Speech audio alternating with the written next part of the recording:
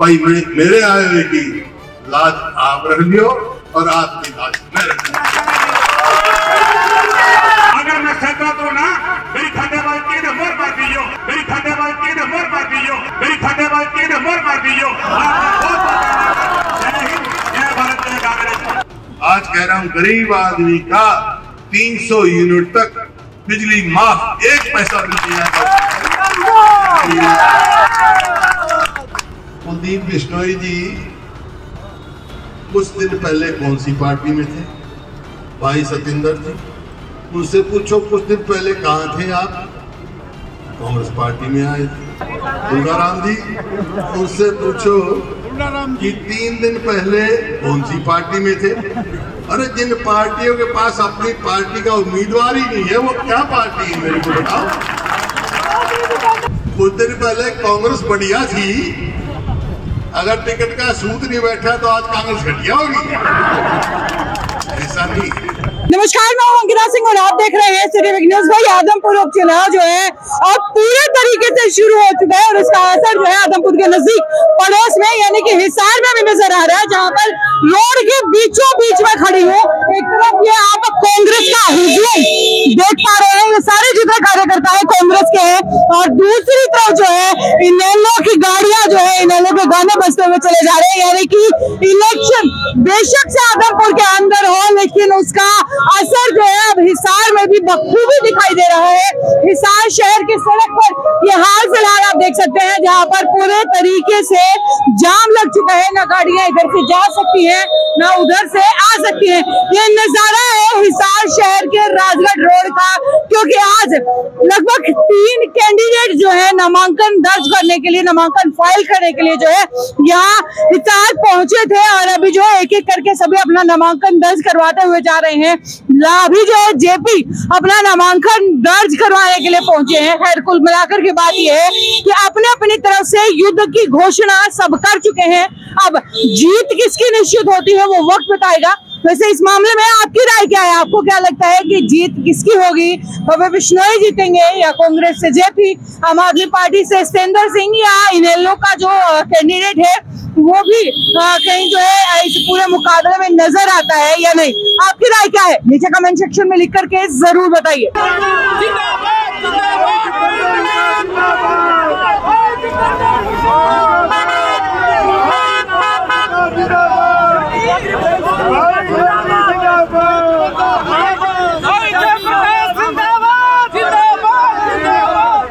हमारे जुझारू साथी भाई जयप्रकाश जी व सभी विधायकगण, पूर्व विधायकगण और जितने हमारे वरिष्ठ साथी हैं, सम्मानित मंच उपस्थित मेरे सामने मेरे साथियों, बुजुर्गों, नौजवान साथियों, मातृशक्ति और पत्रकार बंधु, बातें तो सारी आपने सुनी और कोई कहे ना कहे आप सब इस बात को समझते हैं। आज हम यहाँ आए हैं भाई जयप्रकाश जी का नामांकन भरवाने कांग्रेस पार्टी, अभी जाएंगे। आदमपुर में चुनाव हो रहा है, उसके लिए हम यहाँ इकट्ठे हुए। भाई वहाँ आदमपुर से एक तो कांग्रेस पार्टी के प्रत्याशी तो जयप्रकाश जी हैं और एक बीजेपी के प्रत्याशी है कुलदीप जी। भाई यूँ पूछो, कुलदीप बिश्नोई जी कुछ दिन पहले कौन सी पार्टी में थे? आज बीजेपी के उम्मीदवार बन गए। एक भाई हैं आप पार्टी से, भाई सतेंद्र जी, उनसे पूछो कुछ दिन पहले कहाँ थे आप? कांग्रेस पार्टी में आए थे। एक भाई हैं हमारे नंबरदार साहब हैं दुर्गाराम जी, उनसे पूछो कि 3 दिन पहले कौन सी पार्टी में थे? अरे जिन पार्टियों के पास अपनी पार्टी का उम्मीदवार ही नहीं है वो क्या पार्टी है मेरे को बताओ। उम्मीदवार भी कांग्रेस पार्टी से उधार ले रखे हैं, वो कहते हैं हम कांग्रेस पार्टी को हराएंगे। ये तो आपके सामने की बात है, बताओ कौन कहाँ था भाई? और कुछ दिन पहले कांग्रेस बढ़िया थी, अगर टिकट का सूत नहीं बैठा तो आज कांग्रेस घटिया होगी, इंसान के चरित्र नहीं होते। ये राजनीति में इन चरित्रों से राजनीति नहीं की जा सकती। आदमी का कुछ वकार होना चाहिए। पार्टी छोड़नी भी पड़ती है, छोड़ते भी हैं लोग, लेकिन किसी असूल पर, अपने स्वार्थ पर। या कोई असूल था तो 3 महीने 6 महीने पहले कहते कि कांग्रेस पार्टी की नीतियों में ये कमी है, इस वास्ते हम छोड़ रहे हैं। तो आदमी समझता। कल तक टिकट मांग रहे थे, टिकट नहीं मिली तो आज चलो भाई। ये क्या राजनीति है? ये क्या वो क्या आदमपुर भला करेंगे भाई? अब भारतीय जनता पार्टी के उम्मीदवार हैं, मैं व्यक्तिगत बात कभी नहीं कहता, लेकिन एक बात मैं सवाल पूछता हूं आदमपुर के मेरे साथियों से। भाई 8.5 साल पहले हमारी सरकार थी, 14 तक, 14 से लेके आज तक आदमपुर में कोई काम होया हो भाजपा जेजेपी की सरकार में तो बता दो भाई, एक काम बता दो। तो बड़ी सड़क बनी हो, हिसार में होया हो तो बता दो। हमारे समय में हिसार में पावर प्लांट लगा, हिसार में यूनिवर्सिटी बनी लाला लाजपत राय के नाम से, बाल समंद में तहसील बनी। कितने काम गिना सकता हूँ। यहाँ हिसार शहर में एक टाइम में सावित्री जी भी एक टाइम में 100 करोड़ हमें दिए विकास के लिए। भाई अब क्या बाईपास पे आप देख लो, 4 लाइन कितना काम तो मैं गिनाऊंगा तो शाम तक हो जाएगी। एक बात कह रहा हूँ मैं तो सिर्फ आपकी से सवाल है मेरा, भाई 8.5 साल में कोई एक काम थारे निगाह में हो तो बता दो भाई। फिर जिस पार्टी ने काम किया हो, विकास किया हो, उसको छोड़कर तुम जा रहे तो स्वार्थ की स्वयं तो और कोई बात नहीं ना, लोगों से तो कोई वास्ता नहीं ना, मैं बताऊं जी, विकास से तो कोई वास्ता नहीं ना। सारे मकान तोड़ दिए जी, गरीबा के सब मकान तोड़ दिए, पेंशन। एक इसमें कोई दो राय नहीं। ये जो भाई धर्मवीर ने बताया अभी, इतने पावर हाउस, इतने पानी के वो जो हमने खुदवाए हैं, वाटर वर्क्स, ये इसके बाद कुछ हुआ नहीं है आदमपुर में। और आज कह के जा रहा हूं, जो भी होगा वो हम ही करेंगे कांग्रेस पार्टी के। आज मेरे को बहुत इस बात की खुशी है, मैं यहाँ आया और उससे पहले भी बहुत सारे साथी, कोई भाजपा से है, कोई जजपा से आया है, कोई आप पार्टी से आया है, कांग्रेस में शामिल हुए हैं। मैं उन सबका स्वागत करता हूं। बहुत सारे साथी तो आज हुए हैं, कुछ साथी पहले हमारे साथ जुड़ चुके, जैसे प्रदीप हम साथी हैं हमारे जो जुड़ चुके, ये साथी हमारे यहाँ बैठे हैं। भाई इन सबका मैं स्वागत करता हूँ और इनको एक विश्वास दिलाता हूँ कि पार्टी में, हमारी पार्टी में और मेरे दिल में आपका पूरा मान सम्मान सदैव रहेगा और उचित स्थान मिलेगा आपको। ये नहीं है इग्नोर नहीं किया जाएगा, कभी इग्नोर नहीं किया जाएगा। जिसका भी हमने साथ दिया है और जिसने हमारा साथ दिया है आखिर तक निभाया भाई। और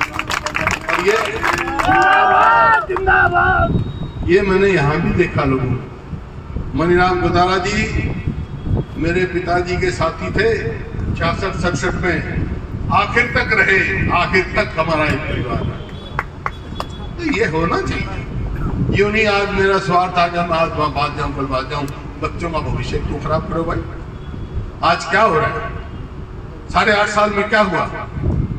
आज हरियाणा किस स्थिति में है? अरे हरियाणा स्कूल में चले जाओ तो मास्टर में ही बच्चे बैठे हैं बाहर। आदमपुर में भी कई हल्कों में बैठे थे, कई गांव में बैठे थे। स्कूल बंद कर दिए और अस्पताल में चला जाओ तो डॉक्टर नहीं, और भाई दफ्तर में चले जाओ तो कर्मचारी नहीं, तो सब हड़ताल पर है, सड़कों पर है। तो ये स्थिति है, तो कैसे हरियाणा विकास करेगा? आप बताओ। जो प्रदेश नंबर 1 था प्रति व्यक्ति आय में, प्रति व्यक्ति निवेश में, आज किस चीज में नंबर 1 है? आज बेरोजगारी में नंबर 1 है, आज भ्रष्टाचार में नंबर 1 है। आज बेरोजगारी, भ्रष्टाचार और भाई कानून व्यवस्था में, अपराध में ऊपर बढ़ता जा रहा है। आज ये मत सोचो कितनी जगह खाली है। आज उदयवान जी ने कहा 4,90,000 बुजुर्गों की पेंशन काटी। हमने तो बढ़ाई पेंशन की और अब 4,90,000 होता है, लेकिन असल में तो 5 लाख से ऊपर, क्योंकि विधवाओं की भी काट दी, बुजुर्गों की नहीं, विधवाओं की भी पेंशन काट दी। वो सब मिलाओ गए तो 5,25,000 के करीब बनती पेंशन काट दी। क्यों काट दी? तो पहचान पत्र चला दिया हमने। पहचान पत्र क्या करेगा? पहचान पत्र का पेट पाल रहा है, माँ बाप को पूछता नहीं है, पेंशन माँ बाप नहीं कटेंगे। पहचान पत्र में आ गया तो मैंने तो कह रखा है ये पहचान पत्र कुछ नहीं है, ये पहचान पत्र पेंशन काटू एक महकमा है। पेंशन काटू हमारी सरकार आएगी तो पहचान पत्र नाम की चीज कोई नहीं होगी। अपने जो स्वेच्छा से जो कहेगा उसको पेंशन मिलेगी। तो इस प्रकार से आप कहीं भी देखो, आज किसान का कहा बाजरा MSP कहते हैं, MSP मतलब बाजरा में 450 रुपए जो है पावंतर देंगे। अरे बाजरा आज खरीद बंद कर दी, पावंतर क्यों दोगे जब ये जिम्मेवारी है सरकार की MSP पे खरीदने की। एक कानून ही है, वो है कि आपको खरीदना पड़ेगा। MSP guarantee, minimum support guarantee होती है, वो दे रखी है, वो नहीं खरीदते, पावंतर देंगे। और क्योंकि हैफेड ने खरीद बंद कर दी तो ये 1500 भी नहीं बिकेगा। 450 पावंतर मिल गया, फिर भी 500 का तो घाटा रह गया किसान को। खरीद बंद कर दी ना जान के। तो इसी प्रकार से धान में देख लो आप, घोटालों पे घोटाला, भ्रष्टाचार की मैं क्या आपको बताऊं, किसी प्रकार से कहीं भी देख लो, कहीं ऐसा मेरे को लगता नहीं है कि हरियाणा हम आगे देखे जाए। तो आज चुनाव है, चुनाव एक असेंबली का है, ठीक है ना, एक MLA का है, लेकिन इसका असर बहुत पड़ेगा। बड़ा जरूरी चुनाव है ये। क्यों? जनरल इलेक्शन से पहले चुनाव है। अब तक इस सरकार आने के बाद बीजेपी JJP के समय में 2 बाई इलेक्शन हुए हैं, ये तीसरा है। दोनों में हारी है ये सरकार, अब तीसरी में भी तैयार रहेगी, इसमें भी हारेगी, ये नहीं जीत सकते। आज एक बात सुनो, जो व्यक्ति आज भाजपा की बात करते हैं, टिकट लेते हैं, तो किस मुंह से भाई वोट मांग रहे हैं? इस हरियाणा के किसान का, मजदूर का किस मुंह से? जो लोग JJP BJP वाले असेंबली में, मैं तो सामने था, मैं कहा ऐसा मत कहो, वो कहते थे ये 3 कानून जो लेके आई है सरकार, केंद्र सरकार, वो किसानों के हित की बहस करेगी। मैं कहा हित नहीं है, ये किसानों को बर्बाद करने की एक बात है। उसका समर्थन कर रहे थे। कितने किसानों, 750 किसानों ने अपने प्राण न्यौछावर कर दिए। आज तक MSP नहीं मिला, तो किस मुंह से किसानों की वोट मांगेंगे? वो किस मुंह से गरीब आदमी की, जो शेड्यूल कास्ट है, जो दलित है, उनकी वोट मांगेंगे, जिनके बच्चों का वजीफा भी बंद कर दिया। जो हमने पहली जमात से किया था कि पहली जमात में बच्चा दाखिल होगा, शेड्यूल कास्ट का, बैकवर्ड कास्ट का वजीफा देंगे, हम देते थे। लाखों के वजीफे बंद कर दिए। वो किस मुंह से मांगेंगे? बैकवर्ड कास्ट का जो क्रीमी लेयर हमारे में 8 लाख था, काट के 6 लाख कर दिए। अगर एक किसी का चपरासी भी लग जाएगा तो उसको रिजर्वेशन नहीं मिलेगी, उसको नौकरी नहीं मिलेगी। क्रीमी लेयर में आ गया होता। हमने कह रखा है हमारी सरकार आएगी तो क्रीमी लेयर 10 लाख और जो गरीब आदमी है, दलित के हैं, पहली जमात से जो है हिंदुस्तान में सबसे ज्यादा वजीफा दूंगा हिंदुस्तान में। इसी प्रकार से बुजुर्गों की पेंशन है, बताया जैसे हमने ऐलान कर रखा है 6,000 रुपया देंगे। हिंदुस्तान में सबसे ज्यादा और इससे ज्यादा देगा तो हरियाणा नंबर 1 रहेगा पूरे देश में, रखना है। तो ऐसे बहुत सारे मुद्दे जो आगे आपको बताएंगे कि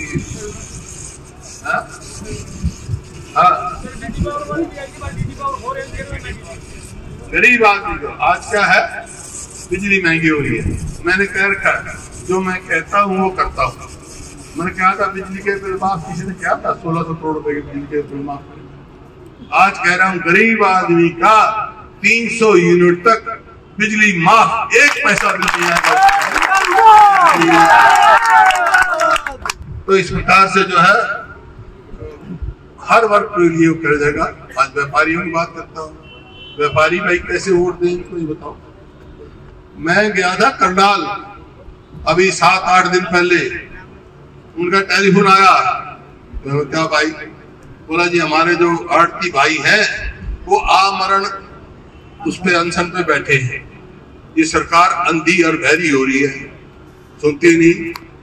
तो मैंने जाके उनको कहा, क्योंकि मंडियां बंद हो गई, किसान की खरीद बंद हो गई, आड़ती हड़ताल में बैठे आमरण पे, मैंने उनको कहा कि ये काम करने से भाई ना तुम्हारा फायदा ना किसान का फायदा। उनको जूस पिलाया, लेकिन ये कहा तुम्हारे मुद्दों के लिए हम लड़ाई लड़ेंगे, तुम्हारी बात के लिए लड़ेंगे। तो आड़ती भी परेशान, व्यापारी भी परेशान। इस सरकार में कौन सा वर्ग खुश है? किसान, मजदूर, व्यापारी, कर्मचारी, कोई भी, शहरी देहाती, कोई एक।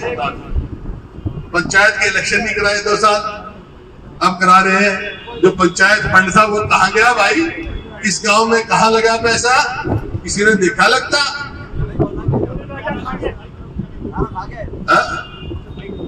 वो तो मैं बताऊंगा भाई, हमने तो बहुत किया, क्या सारे सबको बच्चों की वजीफा किया, और एक कलम से 11,000 सफाई कर्मचारी भूपेंद्र सिंह हुड्डा ने लगाए। एक कलम इनमें कोई लगाया भाई? पक्के भी ना करे, हटा। ये सरकार हड़ताल की है, लगान की नहीं। तो ये सरकार से भाई सवाल ये है, इस अंधी बहरी सरकार को जगाना है, बाहर करना है। तो मेरी आपसे निवेदन है कि आप, क्योंकि मेरे को जरूरत है, हमारे को जरूरत है इसकी, विधानसभा में जयप्रकाश की आवाज गूंजनी चाहिए, ताकि वो हमारे साथ खड़ा होकर लड़ाई लड़े, आप लोगों की लड़ाई लड़े। क्योंकि पिछली बार जब ये था, ये तो आजाद उम्मीदवार था एक बार, लेकिन जो लड़ाई जयप्रकाश लड़ता है वो बिरलाई विधायक लड़ता है। मैं कह सकता हूँ तो आपकी लड़ाई लड़ेगा। और भाई क्या करें, कई दफा कि भाई का भी नजदीक कौन है? पड़ोसी होता है ना। तो आदमपुर वालों, मैं तो थारा पड़ोसी हूँ, उदास दूर नहीं है थारे से। आता काम मेरा उदास है भाई, आता मेरा परिवार उदास में बैठा है। बैठा है कि नहीं बैठा है? आ रहा हो कोई ना कोई उदास है। दिलबाग बोल रहे हैं। हाँ दिलबाग है जी। हाँ वही मैं कहूँ, आदमपुर में नौकरी लगाई जयप्रकाश जी ने 500 आने के बाद भी काम किया। हाँ वो खड़ा उदास से। तो भाई मैं थारा हूँ, आदमपुर वालों से कहना आया हूँ, मैं आया हूँ, मैं तो एक ही बात कहने आया हूँ। मैं आप सबसे निवेदन करना है, गांव में भी जाऊंगा बड़े बड़े में, भाई मेरे आए हुए की लाज आप रख लियो और आपकी लाज मैं रखूंगा। मंजूर है? हाथ खड़े करने को मंजूर है? तो भाई जयप्रकाश का नामांकन भरवा दूं? जिताओगे? जिताओगे? धन्यवाद।